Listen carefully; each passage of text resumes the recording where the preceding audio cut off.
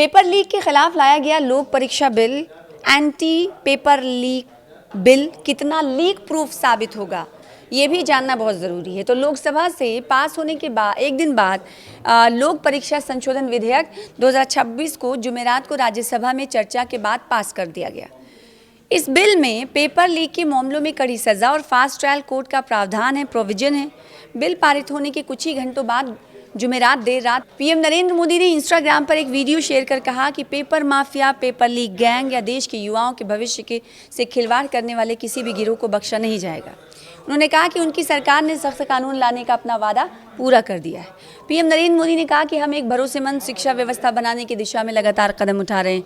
चाहे task force का गठन हो, फास्ट ट्रैक कोर्ट हो या रियासतों से सुझाव लेना हो, शिक्षा क्षेत्र में देशव्यापी सुधार अब अनिवार्य हो गया है और इस दिशा में काम जारी है। इससे पहले घंटों तक चली चर्चा के बाद जब केंद्रीय राज्य मंत्री जितेंद्र सिंह जवाब देने के लिए सदन में खड़े हुए तो उससे पहले ही इंडिया गठबंधन के सांसद सदन से वॉकआउट कर गए। अपोजिशन की मांग थी कि गृह मंत्री अमित शाह 20 जुलाई को प्रदर्शन कर रहे स्टूडेंट्स पर हुई पुलिस कार्रवाई को लेकर ऐवान में, पार्लियामेंट में बयान दें। इस पर जितेंद्र सिंह ने कहा कि ये दुर्भाग्यपूर्ण है कि जो सांसद बहस के दौरान सबसे मुखर थे वही जवाब सुने बिना सदन से चले गए।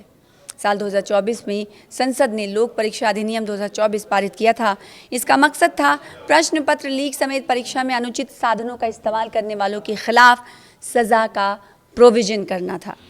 ये कानून संघ लोक आयोग यानी सेवा आयोग यानी यूपीएससी, कर्मचारी चयन आयोग, एसएससी, रेलवे भर्ती, institute of banking personal selection और राष्ट्रीय परीक्षा एजेंसी यानी एनटीए की ओर से आयोजित परीक्षाओं, जिनमें नीट भी शामिल है, पर लागू होता है। ये कानून जून 2024 से प्रभावी है।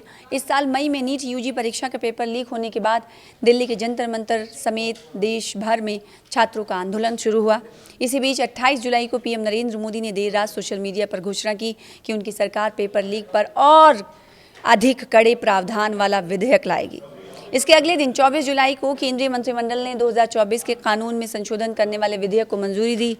नए बिल में जो सबसे बड़ा बदलाव है वो फास्ट ट्रैक कोर्ट को लेकर है। नए विधेयक में प्रावधान है, प्रोविजन है कि हर राज्य में पेपर लीक के मामलों की सुनवाई के लिए अलग से फास्ट ट्रैक कोर्ट बनाए जाएंगे। इससे ऐसे मामलों में फैसला जल्द से जल्द हो सके। पेपर लीक के मामलों में जांच पूरी करने का समय 2 महीने होगा ताकि जल्दी चार्जशीट दायर करके सुनवाई शुरू हो। आमतौर पर किसी भी केस की जांच के लिए पुलिस के पास 90 दिन का वक्त होता है। अगर किसी व्यक्ति को पेपर लीक करने का दोषी पाया जाता है तो उसे अब 50 लाख का जुर्माना और 10 साल तक सजा होगी। साल 2024 के कानून में जुर्माना 10 साल और कैद की सजा अधिकतम 5 साल थी।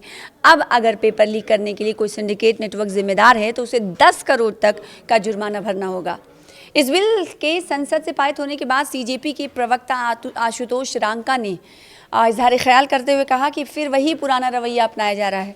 सरकार पेपर लीक होने के बाद की तैयारी कर रही है, ना कि सिस्टम में सुधार की बात कर रही है जिससे पेपर को लीक होने से बचाया जा सके। 1-1.5 मिनट का ये वीडियो है। इस वीडियो के जरिए बयान जारी कर रांका कहते हैं कि आज जो बिल पास हुआ उसमें वही दिक्कत है। आप पेपर लीक होने के बाद की बात कर रहे हैं, चाहे वो फास्ट ट्रैक कोर्ट हो, चाहे वो कड़ी सज़ा हो या कड़ा जुर्माना हो, लेकिन पेपर लीक रोकने के लिए आप आखिर क्या कर रहे हैं, इस बात पर बात नहीं हो रही है। Central board of secondary education के पूर्व चेयरमैन हैं, सीबीएसई के चेयरमैन, पूर्व चेयरमैन अशोक गांगुली इनका नाम है। ये कहते हैं कि सरकार पेपर लीक से निपटने के लिए कई स्तर पर नई रणनीति अपना रही है। मौजूदा कानून में बदलाव उसी कड़ी में एक हिस्सा है।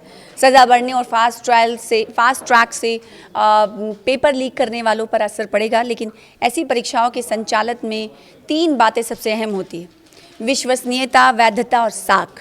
इस बार जो चूक हुई है वो पूरे सिस्टम के भीतर हुई है। जिन लोगों को ये जिम्मेदारी सौंपी गई उन पर भरोसा टूट गया है। उन्होंने कहा कि हमें व्यवस्था को और मजबूत करना होगा और इस तरह की खामियों को पूरी तरह रोकना होगा। इसके लिए भरोसेमंद लोग, भरोसेमंद तंत्र और जिम्मेदारी के प्रति भरोसेमंद रवैये की ज़रूरत है ताकि पूरी परीक्षा प्रक्रिया की साख बनी रहे। इस बदलाव को लागू करने में किसी भी तरह की ढिलाई नहीं बरती जानी चाहिए। ये नया संशोधन कितना असरदार होगा ये आने वाले सालों में पता चलेगा। लेकिन इस एक तबके या विपक्ष और एक तबका ये सवाल कर रहा है, ये ज़रूर उठा रहा है सवाल कि सिस्टम लीक प्रूफ हो, ये कैसे सुनिश्चित करें। सरकार के इस आंकड़ों के अनुसार साल 2025 में फास्ट ट्रैक स्पेशल कोर्ट में 1,43,936 नए मामले दर्ज हुए, जबकि केवल 66,500 मामलों का निपटारा हो सका। इसके चलते लंबित मामलों की संख्या 2024 के अंत में 2 लाख से बढ़कर 2025 के अंत तक 2,45,579 हो गई और 2023 के अंत में बढ़कर 2,02,175 थी। ऐसे में नए फास्ट ट्रैक कोर्ट बनने से पेपर लीक केस कितने जल्दी निपटाए जा सकेंगे, ये देखने वाली बात होगी।